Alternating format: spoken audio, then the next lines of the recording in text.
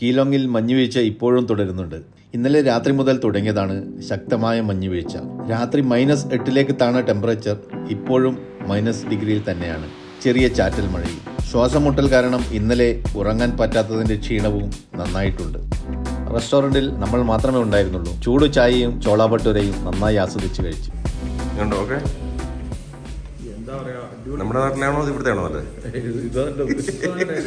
സ്വന്തം ഭാര്യ ഉണ്ടാക്കി തരുന്നത് കൊള്ളത്തില്ലെന്ന് പറഞ്ഞു കേട്ടോ. അല്ല, ഈ തണുപ്പ് -7 ഇതുപോലത്തെ സാധനം കഴിച്ചു കഴിഞ്ഞാൽ അസുഖം.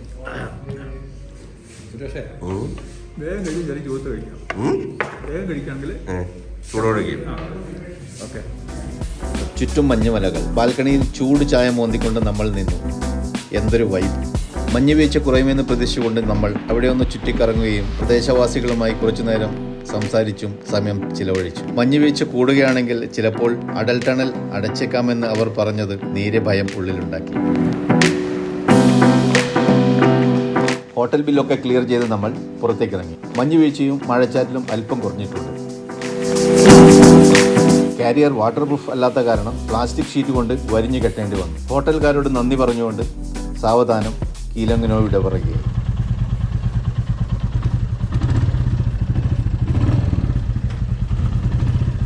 മുന്നിൽ സുരേഷും പ്രതിവേട്ടനും, പിന്നിലെ ബൈക്കിൽ ഞാനും. സമയം 10 മണിയോളമായി കാണും. റോഡരികിൽ മഞ്ഞ് കട്ട പിടിച്ചു കിടക്കുന്നുണ്ട്.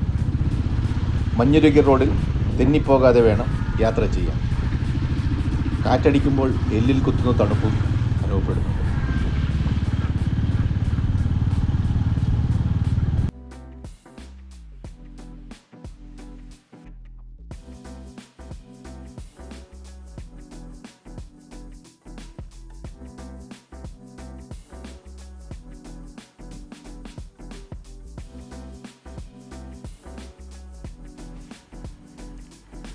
മഞ്ഞിലുറഞ്ഞ മനോഹരമായ സ്പിറ്റി ലാഹോൽ പർവ്വതനിരകളും താഴ്വരകളും.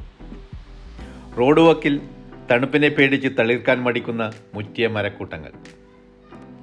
അങ്ങിങ്ങായി ഒറ്റപ്പെട്ട് ടിബറ്റൻ മാതൃകയിലുള്ള കെട്ടിടങ്ങൾ. താണ്ടി ബ്രിഡ്ജും പിന്നിട്ട് നമ്മൾ അതിവേഗം സഞ്ചരിച്ചു. സ്വർഗീയമായ യാത്ര ഓരോ നിമിഷവും നമ്മൾ ആസ്വദിക്കുകയായിരുന്നു. യാത്രകൾ പലതരം അനുഭവങ്ങളാണ്. തിരക്കിൽ നിന്നും ചിലർക്ക് അതൊരു ഒളിച്ചോട്ടമാണ്, ചിലർക്ക് ഒരു ആത്മാനുഭൂതിയും, മറ്റു ചിലർക്ക് അതൊരു തേടലുകളും കണ്ടെത്തലുകളുമാണ്, പിന്നെയുള്ളവർക്ക് ജീവിതവും.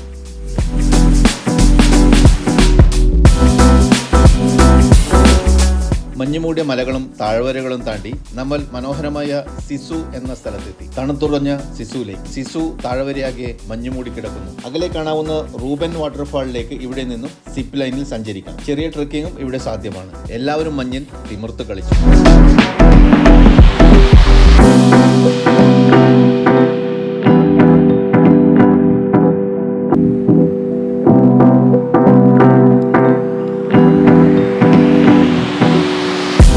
പ്രദേശവാസിയായ ഒരു കച്ചവടക്കാരിൽ നിന്നും ഒരു വൂളൻ തൊപ്പി വാങ്ങി. ഇവിടെ ഇത്തരം ധാരാളം കടകളുണ്ട്. കടകൾ എന്ന് പറയാൻ ഒരു മേശയോ മറ്റോ ഉണ്ടായിരിക്കും. അതിൽ സാധനങ്ങൾ നിരത്തി വെക്കും. ഇവിടെ ചായക്കട അന്വേഷിച്ച് കുറച്ചു നേരം നടക്കേണ്ടി വന്നു. അകത്ത് ഒരു ചേട്ടൻ തകരപ്പാട്ടയിൽ കുത്തിയിരുന്ന് ചായ തിളപ്പിച്ചുകൊണ്ടിരിക്കുകയായിരുന്നു. ചായ വിൽക്കുന്ന ഒറ്റ കട മാത്രമേ ഇവിടെ കണ്ടുള്ളൂ. ചായയും മാഗി നൂഡിൽസും എഗ്ഗും ഒക്കെ ഇവിടെ കിട്ടും. കടക്ക് പുറത്തിരുന്നു കൊണ്ട് ചൂട് ചായ നമ്മൾ നന്നായി ആസ്വദിച്ചു. ചായ കുടി കഴിഞ്ഞ ശേഷം നമ്മൾ വീണ്ടും യാത്രയായി. ഇരുട്ടാവുന്നതിന് മുമ്പ് എത്താവുന്നത്ര ദൂരം പിന്നിടണം. മാണ്ടിയാണ് അടുത്ത ലക്ഷ്യം. ഇത് അടൽ ടണലിൻ്റെ നോർത്ത് പോർട്ടൽ. മനാലിയിലേക്ക് ഇവിടെ നിന്നും 24 കിലോമീറ്റർ, ഏകദേശം 45 മിനിറ്റ് ഡ്രൈവ്. പീർ പാഞ്ചാൽ മലനിരകളിലുള്ള ഈ ടണൽ മനാലിയിൽ നിന്നും സ്പിറ്റി ലാഹോൽ ഭാഗങ്ങളിലേക്കുള്ള യാത്ര വളരെ സുഗമമാക്കുന്നു. മുൻപ് ദുർഘടമായ റോഹ്താങ് പാസ് ആയിരുന്നു ഏക ആശ്രയം.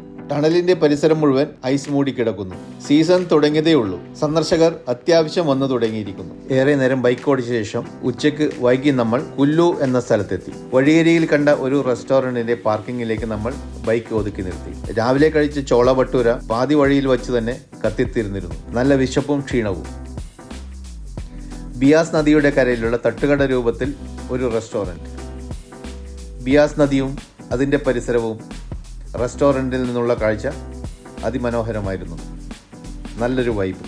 ചപ്പാത്തിയും ദാലുമൊക്കെ നല്ല രുചി.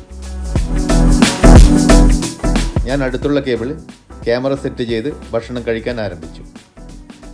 അധികം ആൾക്കാരൊന്നും അവിടെ ഉണ്ടായിരുന്നില്ല.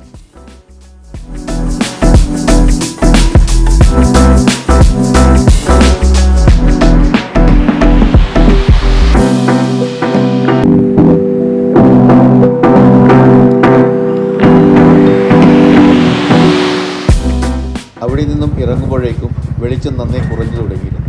ഇത് നാഷണൽ ഹൈവേ 3 ആണെങ്കിലും റോഡ് അവിടെ ഇവിടെയായി പൊട്ടിപ്പൊളിഞ്ഞു കിടക്കുന്നു. രാത്രി യാത്ര ഇവിടങ്ങളിൽ വളരെ ദുർഘടമാണ്. റോഡിൽ വാഹനങ്ങൾ നന്നേ കുറഞ്ഞു തുടങ്ങിയിരുന്നു. വാഹനങ്ങൾ ഓവർടേക്ക് ചെയ്യാൻ ഇവിടെ വളരെ ബുദ്ധിമുട്ടുള്ളൊരു കാര്യമാണ്. ഇടതുവശത്തായി വലിയ കൊക്ക, വലതുവശത്തായി കരിമ്പാറകൾ കൊത്തിയെടുത്ത വലിയ പാറക്കെട്ടുകൾ, നന്നേ പേടിപ്പെടുത്തുന്ന ഒരു അന്തരീക്ഷം. അവസാനം മാണ്ടിയിലുള്ള ഹോട്ടൽ സാലിയിൽ എത്തുമ്പോഴേക്കും നമ്മൾ ക്ഷീണം കൊണ്ട് തളർന്നു വീഴാറായിരുന്നു.